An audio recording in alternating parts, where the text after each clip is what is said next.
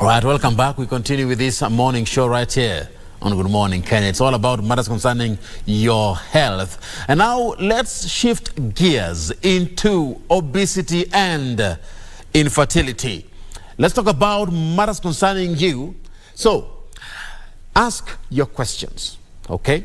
The hashtag as always is Good Morning Kenya at Aguko and at KBC Channel 1. Can obesity affect your fertility? As a man, can it affect you? What about as a woman? Can it affect you? Well, this morning, the conversation is about this. I am with Dr. Cahrles Muteshi. He is a gynecologist and a fertility expert. Thank you so much for coming, Dr. Thank you very much for having me. And of course, my name is Aguko from wherever you're watching us from. It's a pleasure being with you today. Now, first things first, Dr. Let me ask just to clarify, is there a difference between being obese and being overweight? Certainly, yes. It's because we use a scale that determines what is optimal weight for height. Yes. And we've used something called body mass index for a long time. And the normal body mass index for adults would be anywhere between 18.5 or 18.5 up to 25. So when we're within that range, yes, weight for height, you are normal, and we will say that's normal weight. And can you do that at home? You can do that at home, and luckily now we've got all manner of gadgets. All you need is to measure your weight and height, and punch in some numbers, and it will give you your body mass index. If it goes more than 25, then we will start saying that you are overweight, which means that your weight for your height is a bit higher than expected. And if this number goes above 30, then we'll be saying you are obese. Now, of course, we also have classes of obesity, yes. Class 1, 2, and 3. If it's above 40, then that's pretty problematic. All right. Yeah. All right. So above 40, that's danger zone. Very problematic, above 40. But now, Dr. Do you have the ability to just help us to understand this? You mentioned the BMI as a means of calculating whether I am obese or overweight. And you mentioned above 30 is being obese, and above 25, is that so? So above 25 is overweight. Overweight. Above 30 is obese. Obese. Now, how can I calculate my BMI? You just from home, wherever I am. Help me understand that. In very simple mathematics, and yes, I think most of us have done some form of maths, where you multiply and divide. So you take your weight. In kilograms, and then you take your height in meters. And you multiply the height, you square your height, and basically take your weight divided by the square of your height. All right. So, yeah. So your height in meters square over your weight. It's the other way around. It's a weight over your height. Oh, weight over height. Yes, please. All right. So your weight divided by your height, it should be less than 25 for you to know that you are not overweight.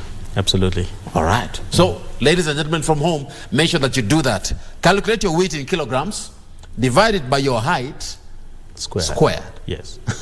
All right. And if it is less than 25, you have a normal weight. Absolutely. If it is above 25, you are overweight. And if it's above 30, you are obese. Yeah. Now, let's talk about this group. You can ask Google as well. It will help you to calculate. You can ask Google. Yeah. But my Google has really made people to... All right. You can also go to Google. Yeah. The doctor has said so. Now, let's talk about obesity, Dr. Can obesity affect the fertility of a man and a woman? If so, how does it do that? It does affect, and it's in what we would describe as a dose-dependent manner, which means that the higher the BMI, the more likely that the effect will be bigger.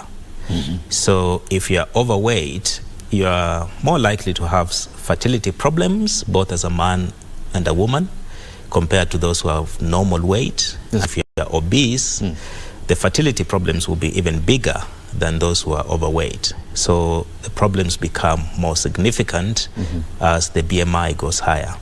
Wow. Up more commonly in ladies who have what we call polycystic ovary syndrome, and it may actually unmask those who do have silent polycystic ovary syndrome. So once it kicks in, ovulation becomes problematic, and obviously if you don't ovulate, it might be quite difficult to get pregnant. Define that for me, because you've mentioned, is that the cysts of the ovary, the polycystic ovary cyst syndrome? It is a phenomenon. What is that? And we commonly talk about hormone imbalance. I think that's the street language for it.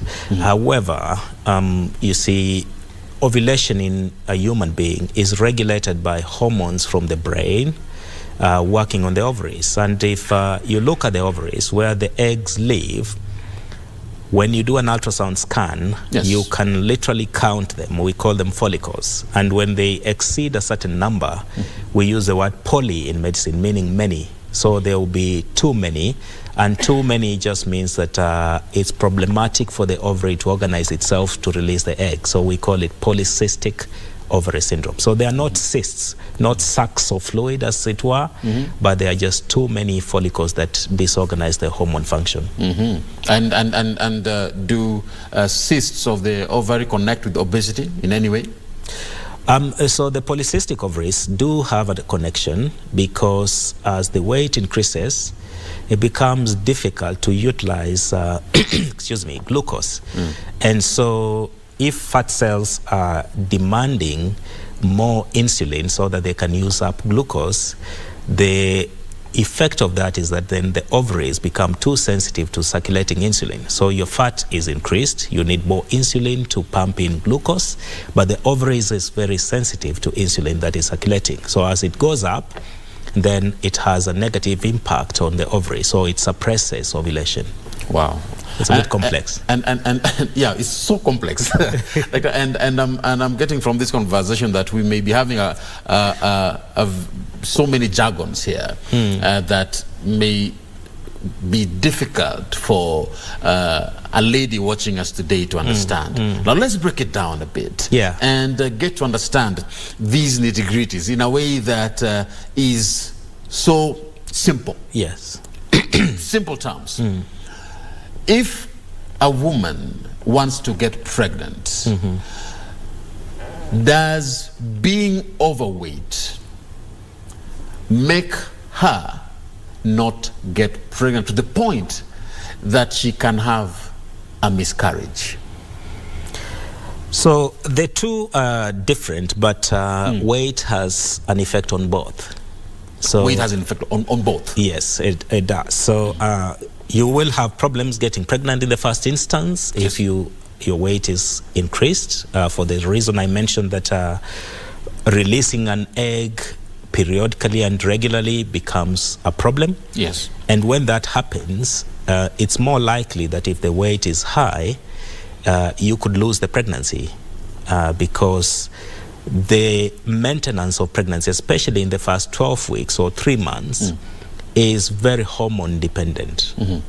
And so if there is a problem in the way the hormones are balanced, then it's more likely that actually that pregnancy could be lost. So in the first trimester? In the first trimester. Should this person exercise?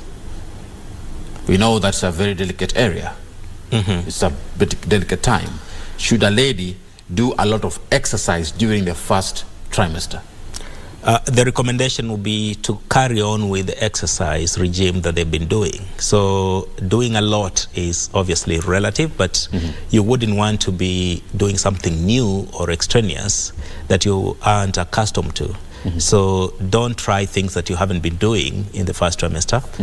It's practically not very easy, because the normal adaptations to pregnancy will slow your body down naturally.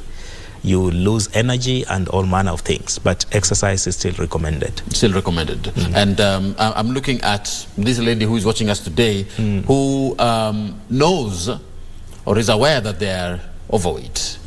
And they're getting to that level where they're wondering, am I obese, am I overweight, and how can I prevent myself from losing this child when I know very well that my weight is an issue? Is that something they can do? Yes, they can. And the best thing to do is that most people who want to get pregnant will probably plan to do so. And so plan to lose your weight before you attempt to get pregnant. Wow. What if I am pregnant already? Then we will try to assist you the best we can to obviously look after that pregnancy and minimize the risks that might come with that increased weight, because it's not just miscarriage alone. There are a whole host of other problems that can happen later on in pregnancy related to weight. All right. Like, for example? For example, blood pressure problems are much more common if your weight is increased. You're more likely to develop diabetes in pregnancy, where your blood sugar is high. As we said, babies really like an environment where sugar is circulating in large numbers. So high BMI will mean that your baby is likely to be bigger, and that may also complicate the pregnancy and the delivery. Wow. And when we are referring to sugar levels, are you saying that if I'm aware about my weight, which is an issue, should I reduce my intake of sugar? You need a balance, because sugar is essential. We can't really do without it. And our bodies are very clever. If you don't take it, you will somehow make it in the body so that the cells can use it. So for you to maintain a normal weight, it's how much you take in and how much you expend, because the energy we take is supposed to be utilized for a bodily function, and then everything else that we do out here. And if the balance is that we take so much that we don't use it up, then we store it up as weight. So you need to use up more, find up activities that can utilize that energy, whereas you can reduce the intake, but you can't really do without it. All right. But still, remember, ladies and gentlemen, we were talking about fertility issues here, or infertility and obesity. And when we talk about this first trimester, Dr. We are aware that many tend to handle themselves like eggs, especially once they realize they're pregnant. They would want to reduce on their activities and on the things that they do. Is that advisable? And especially in regards to somebody who is obese? What you do shouldn't really change so much unless it's extreme. For example, you can't quite go horse riding, mountain climbing and stuff like that. But what about washing? You bend over? Yeah, that's very normal activities, and that should not really be altered. I mean, if you are going to work, you should really work. If you run, jog, you should really do such activities. It doesn't mean that they will affect your pregnancy. Not at all. All right. What about to the men? Can obesity affect the sperm count of a man? Yes, it does. And as I said, in ladies, it's also a dose-dependent problem, so that if your weight keeps going up, your sperm count is likely to keep going down. Say that again. If your weight goes up, your sperm count is more likely to go down. It may decrease. It's not the only reason why it goes. Yes, it may decrease. It may not be the only reason why your sperm count will be low, but it's more likely that your weight will significantly affect how your testes function and produces sperm. All right. Yeah. So what should I do if I want to have healthy or a good sperm count? be healthy in the first instance, because being healthy means your sperm will be healthy as well. So be in the habit of exercise, reduce on junk, and just make sure that your weight is normal. Desist, from using enhancers of muscle activity, such as, anabolic steroids. Those ones will actually knock off your sperm. All right. Yeah. And do these steroids affect women? Because there are those that actually take them as medical precaution. We have a whole range of steroids. So what we call anabolic steroids, the ones that you want to go to the gym and appear like you've got a 12-pack or whatever packs you want. Those ones are not good. That's what you're referring to? Absolutely. Not just any type of steroids? No, they're medically indicated steroids. So obviously when they are needed for a particular reason, then your doctor will advise. Interesting, quite interesting. And we value your feedback, ladies and gentlemen, wherever you are watching us from. The hashtag is Good Morning Kenya at Aguko. Ask your questions. Already I'm seeing a few coming up on my screen, Daktari, and we shall be taking a look at these particular questions in a few. But I want us to take a short break. But before that break, as my director is telling me we need to take a break there. Before that break, help me understand, for somebody who is watching us today, when you get to the line of obesity, you mentioned that there are different classes of obesity. Yes. Does fertility get affected depending on the classes of obesity? We believe so, although the studies we've done kind of don't go into that specificity. Yes, because when we say BMI and obese, we mean your BMI or body mass index is above 30, and the numbers of those who will have a very high BMI or body mass index, for example, above 40, will be fewer. And so even though we know the impact will be there, you are more likely to get far fewer people to look at. Yes. Yeah, so it is safer to say don't be comfortable that your BMI is less than 40 but above 30, so you're right. Let's work with 30 as being the cutoff. So let's strive to have our BMI below 30. All right. Thank you so much. I want us to take a short break and then we will be back. And before I do that, there is a question here by Mercy. And Mercy is saying, there are those who are overweight and obese, but they don't look so. They don't look obese, they don't look overweight. Can they overlook this BMI issue and focus on how good they look? That's a question that has been asked. You'll answer that after this break. Absolutely. All right, keep it. Good morning, Kenya. We'll be back in a bit. It's all about obesity and infertility.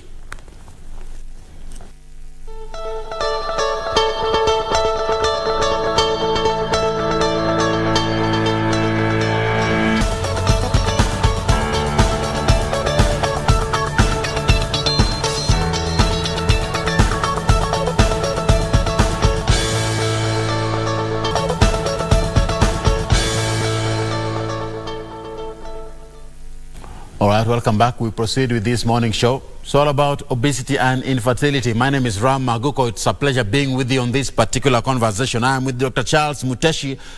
He is a gynecologist and fertility expert in this conversation this morning. And Dr., before we took that break, we were talking about there are those who look okay. And there was a question here by Mercy. Is that something that they should do? And in particular, ameuliza swali hivi. This is a question that has been asked. And she says that there are those who are overweight and obese, but they don't look so. They don't look like it. Can they overlook this BMI issue and focus on how good they look? You can ask another question. Obviously, weight, things like blood pressure, blood sugar, they may not have a direct, effect on your health as it is if you don't talk to the doctors. And you may not come to us saying that I feel unwell because my weight is increased.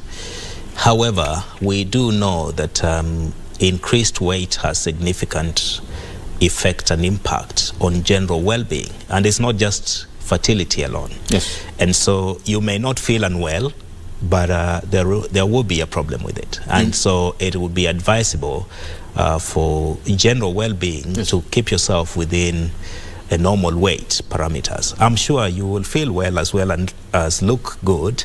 And I don't mean those who are overweight don't look good, but you probably will look okay if you lost your weight, because you'll be healthier, and we will be less worried about other problems, and it's not just fertility. Yeah. And even though you look good, still you can work on it.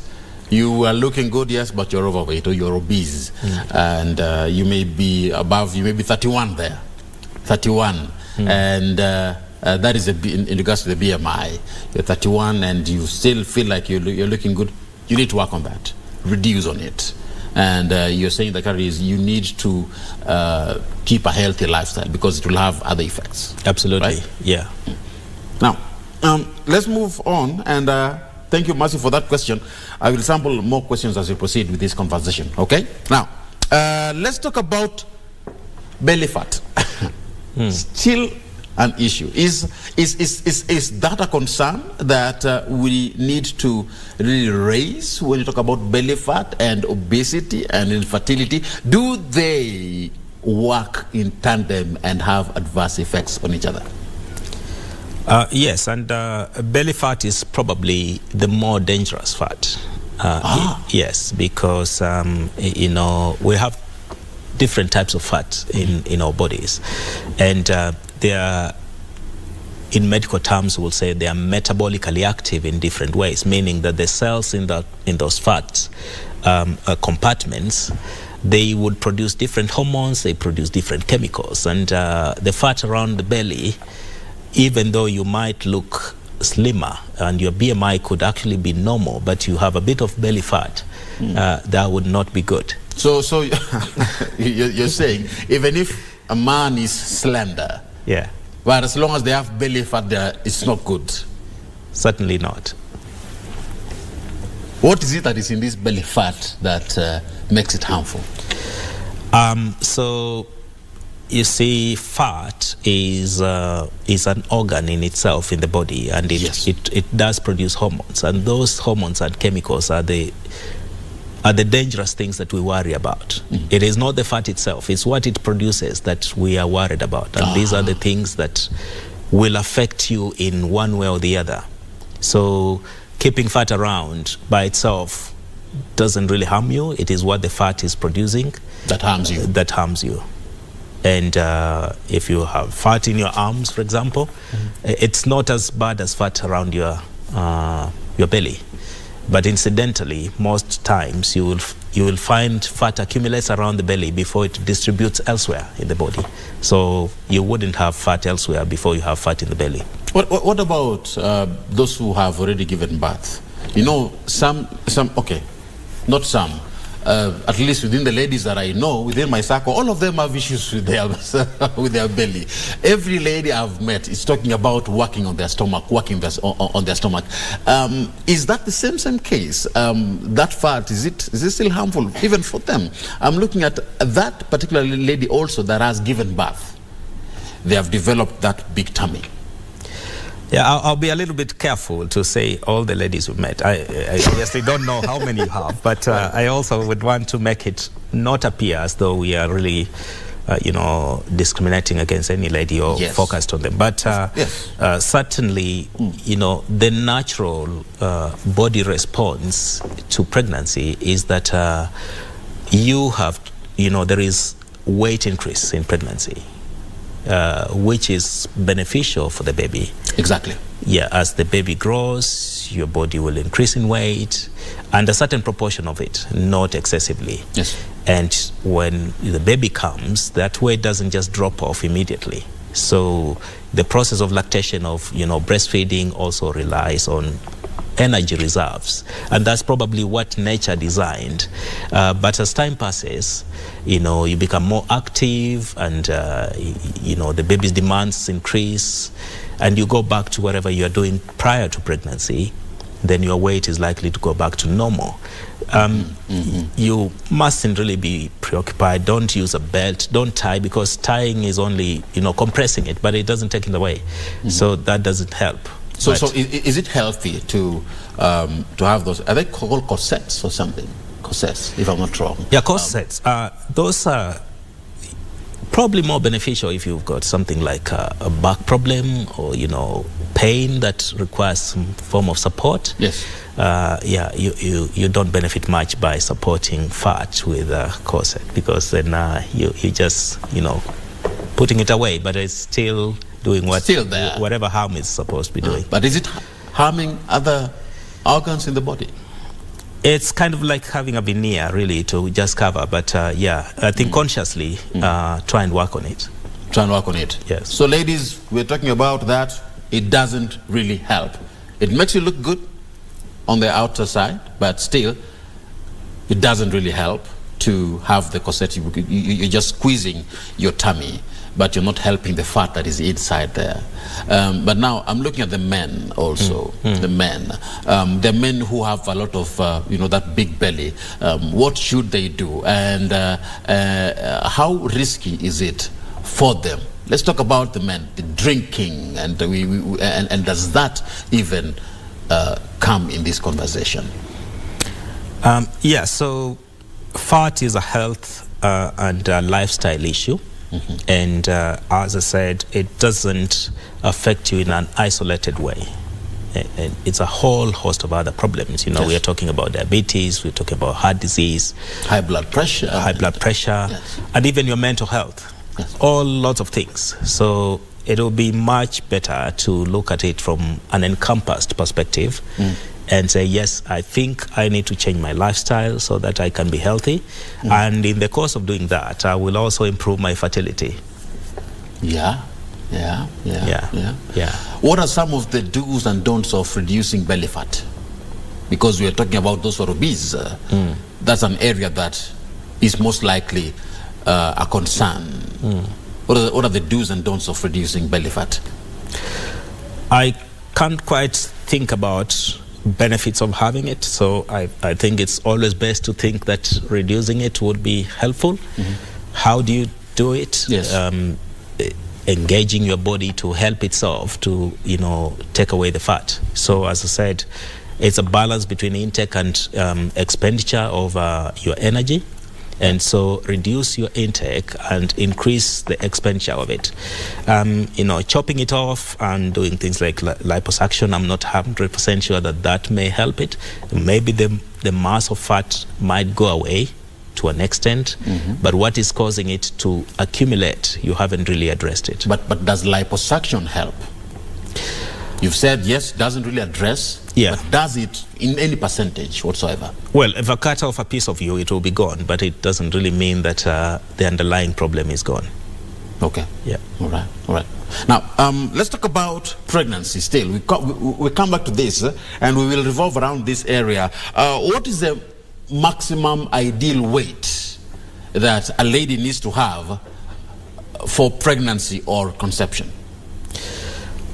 So weight varies, and that's why we fall back to this body mass index calculation. And so if you are within 18.5 to 24 and a half, you are safe. It's very difficult to say, yes, now I have reached 24 and a half, I should now start. You might actually hit 23 or hit 25. If you hit 26, I think it's still okay. But being aware that there's a problem, most people will now work on it to maintain it. The issue comes in when you do nothing or you aren't aware of it and, you just carry on. So the ideal will be less than 25. And we will be very happy because when you come to hospital, then we are less worried about other issues and we focus on what really can keep your pregnancy healthy. And still concerning pregnancy, I'm looking at the men now. When a man is obese and they are trying to ensure that they maintain that healthy lifestyle, there is always this struggle that could be there. You're working out, but you're not seeing any results. Now, does it mean that as long as a man is working out, even though they're obese, as long as you're working out, it's a good sign that your body will regenerate itself and in turn make you to be to have a better sperm count and increase your fertility rate as a man? Yeah, so I think this normally brings in the paradox of using BMI to define what is healthy. And when you become fit and you lose fat, you're more likely to build on your muscle. So your weight might still remain high, and when we calculate your BMI, it might appear as though it is increased. And a good example normally would be if you look at rugby players, all of them have got very high BMI. It doesn't mean that they are fat. That doesn't mean they're overweight. It doesn't mean they are overweight because they've got more muscle mass than fat. So if you're feeling fit and healthy and you're very active, you know, BMI becomes less informative. But you can now go into more intricate details, like, you know, you can take a tape and just measure your waist circumference, because as we said earlier on, belly fat is usually a problem. It's less likely that if you are physically active, you will build any muscles around your trunk. So if you're losing weight and you take your waist circumference, you will notice that it's going down, even though you're building your muscle. So that will be a good indicator that you're healthy. All right. Yeah. Now, sometimes we have issues concerning fertility that make even people to argue about. Couples fight about these infertility issues. You've been in this field for many years now, Dr. What are some of those areas that you've seen people argue about and talk about myths, misconceptions, and you believe that today we need to really say it as it is and let people know that this is actually the way when it comes to fertility and obesity? The biggest challenge is that fertility is very personal, and yet is quite outwardly looked at. People will ask you, when are the children coming? You've been married 2 years, 3 years, 5 years now. Yes. What's happening? Very interesting question. Yeah. And that becomes a bit intrusive. And you see, being personal, there might be other problems. And it doesn't always mean that being overweight is the only issue affecting you and you know, delaying conception. At that moment, if it's been a bit of time, like a year, 12 months of trying and nothing is coming by, then please see the doctor, because we have to do a full assessment. We have to check that, you know, the sperm count is normal for the men, that the tubes are normal for the ladies, they're ovulating, and then we focus on things that we can change. For example, if your weight is found to be increased and everything else looks normal. So I think it's always good to know that when do you need to see the doctor? And you need to see the doctor if there is an obvious problem, or if there doesn't appear to be an obvious problem, but it's been longer, and longer here means a year of trying, then come by and we run some tests. Yeah. But for some, they may look at a year to be a normal period, like an okay period. When you take a whole year without getting pregnant, is it a cause of concern? It will be, and actually it will only be a minority who will not think it's a problem. A lot of people think that getting pregnant is that easy, and exactly, yeah, you know, it's been a month of trying, 2 months, we should have a baby. Actually, it doesn't work that way. You have odds of less than 10% every month, even if everything is normal, that you'll get pregnant. That's why we give that duration of 12 months, because it allows nature to take its course. All right. How long does it take after miscarriage for somebody to be ready or to be fertile again for pregnancy? Physically, as soon as, you know, the pregnancy is ended and there's nothing else remaining behind, then the body kicks back into activity and you are ready to get pregnant. It is whether... And that's where it is. That's where, when does the body kick back? Yeah, as soon as the pregnancy is gone. Then if you're not on any hormones or anything else, the body is very clever. It's just like when you bleed and you've lost a pregnancy, it's almost similar to having a period, and the next cycle is ready for fertility. So duration really is not a concern. And when we are talking about the man, sometimes men blame women in this particular area. And I need you to lay out as it should be.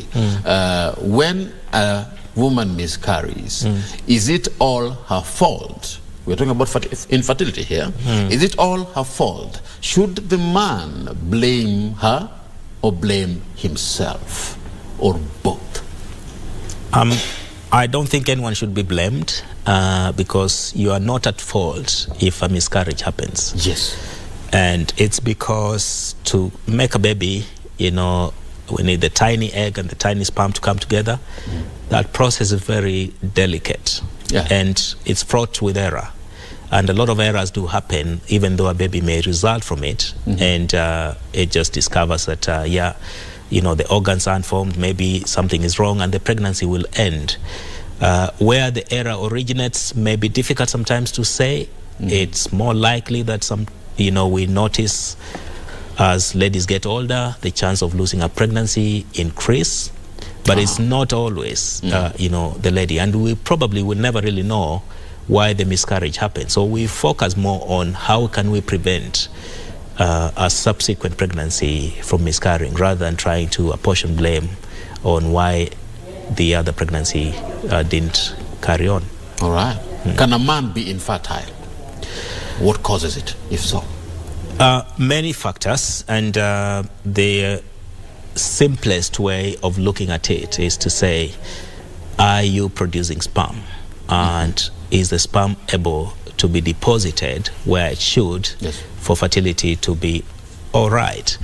And so if you are producing sperm and it's not reaching, then there might be things that are blocking the pathways, for example, or maybe you are not having intercourse for other reasons. But if you aren't producing sperm, then we also look at the underlying medical reasons. Are you on some form of medications? Have you had any previous illnesses that can damage your sperm production? And a whole host of things. So the first thing to do, because it's difficult for a man to know whether or not they are fertile, is to have a test to check if there is sperm on the semen. And by that they need to see a gynecologist, or not a gynecologist.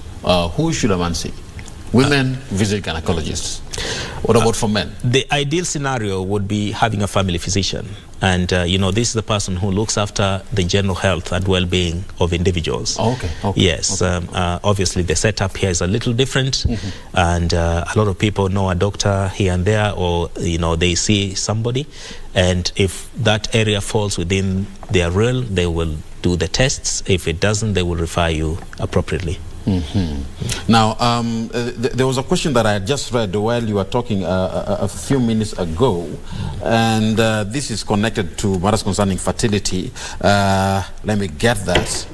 So this is from Dan. So Dan is asking, and I'm glad it's actually a man that is asking this particular question here. What causes...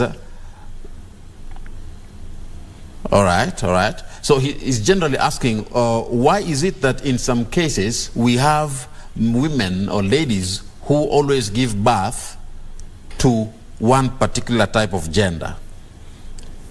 Or maybe you can highlight that. Is it a fertility issue that we need to talk about? And of course, we've seen in some communities where they believe that there are some, you should give birth to boys or to girls. Who is it that needs to be careful when it comes to this conversation here? It's not easy to determine which gender a baby is born into. Yes. And actually, incidentally, it's the gender of the sperm that determines the gender of the baby. Yes. Yeah. So, meaning the man. Yes, the man. It's whether it's the boy sperm or the girl sperm that fertilizes the egg. The egg will always become whatever it's fertilized to become. So obviously, it's the women who get pregnant and get the baby out, but it is not them who decide And because you're talking about fertility, are there types of food that somebody should eat for them to get a boy or a girl in particular, depending on their preference? Well, I wish I knew, and we probably don't have any of such type of food. They don't exist? No. You know, there are rumors out there that if you eat this type of food, you'll get a boy, and if you eat this type of food, you'll get a girl. You're just probably enriching a vendor. Yeah.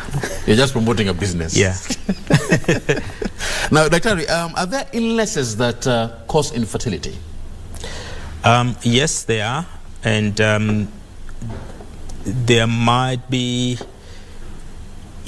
conditions, especially in our environment that are quite prevalent and preventable, sexually transmitted infections, quite notorious, and they are very easy to pass between individuals. And what they would do is basically damage the internal organs and, block access of sperm to the eggs or the other way around.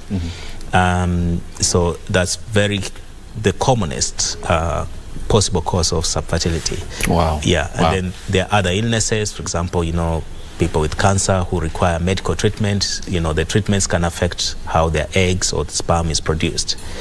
Yeah. Wow. If someone wants to get a hold of you, Dr. How can they do that? Because I'm sure that some may have questions that they may want to have a side chat with you. Is there a way that they can get a hold of you? Usually I'm available at the Aguko University Hospital in Nairobi, and the good thing is that we are able to see our patients both physically and virtually. So those who aren't around Nairobi can always arrange an appointment online. All right. Yeah. I wonder how virtual conversations take place. When it comes to fertility issues, you don't need to see somebody physically for them to get the proper diagnosis. Just as good as they're watching me. They do work. They do work. They do work. They do work. Yeah. Dr. I want to have us to have a final word in regards to this particular issue of obesity and infertility, and just looking at what we've been tackling this morning. It is a concern that yes, we may have issues concerning our weight, but we can work on them. And if you need your fertility to be there, then exercise a lot.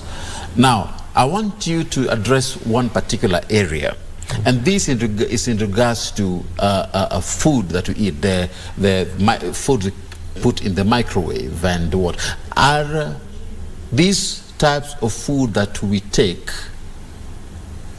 affecting us in this conversation. And you mentioned fast foods earlier on. All right? You mentioned it. Give me that picture as we wrap it up. It's more likely that microwavable foods are highly processed and, they're so laden in calories. Yes. And there might be other things in them. But when you have such a high concentration of processed and calorie-rich foods, then, you're probably getting all that going into your reserves, because your body can't keep up with what you're taking, and so it quickly packages that and stores it up. And that's why you notice people who are more likely to take fast foods will add weight. It's also possible that what they do means that they are less active. They're moving from home to office and back to home, and so they don't get a lot of time to even walk. Yeah. They're always in the car, driving in one box to another. Yeah. One box to another. Thank you so much for coming. No problem. It was a pleasure. It was a pleasure having you. I'm looking forward to more conversations. We should talk about this more often. Thank you very much. Thank you so much for coming. And of course, that is what brings us to the end of this conversation right here. That is Dr. Cahrles Muteshi, gynecologist and fertility expert. On my end, it's a pleasure. My name is Aguko. I hope you've learned something, and I hope you've taken in notes. This has been Good Morning Kenya. See you again tomorrow morning, right here on KBC Channel 1. Stick around for more of our programming. May God bless you. May God bless the work of your hands. Bye-bye.